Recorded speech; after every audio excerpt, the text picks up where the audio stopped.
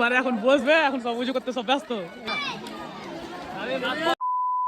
Hello everyone, আসসালামু আলাইকুম। তো তোমরা সব কেমন আছো? আশা করি অনেক অনেক ভালো আছো। তো গাইস, আজকে আমরা যাচ্ছি রোজা ইফতার করতে দুবড়ি পাড়াতে। আমরা এখন যাচ্ছি রোজা ইফতার করতে। তো ওখানে যে কি কি হচ্ছে না হচ্ছে তোমাদের সঙ্গে শেয়ার করবো। তো তোমরা লাস্ট পর্যন্ত ব্লগ ভিডিওটা তোমরা দেখতে থাকো। আসরাউল্লাহ, কোথায় যাচ্ছ এখন একটু বলে দাও। রোজা খুলতে, রোজা ইফতার করতে, খুলতে লাগে।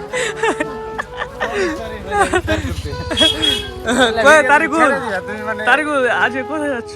আজকে আমরা যাচ্ছি, এটা হচ্ছে দুবড়ি এলাকা, দুবড়ি সিটি। আজকে আমার এখানে রোজা খোলার ব্যবস্থা করা হয়েছে। আমরা রোজা রাখি।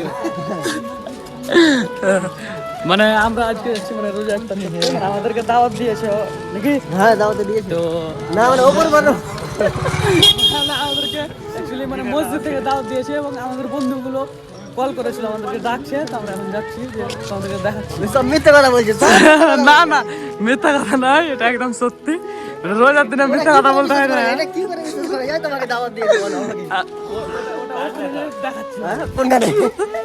গাইস, আমরা ফাইনালি আমরা চলে এসেছি। তো এখানে দেখতে পাচ্ছ এখানে সবাই উজু করছে। তো উজু টুজু করেই আমরা চলে যাব রোজা ইফতার করতে। যে সামনে দেখতে পাচ্ছ এখানে পাতা রেডি করা আছে। তো আমি এখানে বসে আছি, মানে ওদের ভিডিও করছি আর আমি এখানে পার্শ্বে বসে আছি। তো চলো, ওখানে আজকে 22টা রোজা কমপ্লিট হলো। তো গাইস দেখতে পাচ্ছ আমি রোজা ইফতার করতে লেগে গেছি, কারণ যে টাইম হয়ে গেছে। তো রোজা ইফতার করছি। তো এখানে অনেক ভালো লাগলো, এখানে এসে দুবড়ি গ্রামে এসে অনেক ভালো লাগলো। তো তোমাদেরকে বলবো তোমরা এই ব্লগটাকে তোমরা বেশি বেশি করে শেয়ার করো। গাইস, ব্লগ ভিডিওটা কেমন লাগলো তোমরা অবশ্যই একটু কমেন্ট করে জানাও। আর এই ব্লগ ভিডিওটা তোমরা বেশি বেশি করে শেয়ার করো। দেখা হবে অন্য কোনো ব্লগে। Bye bye.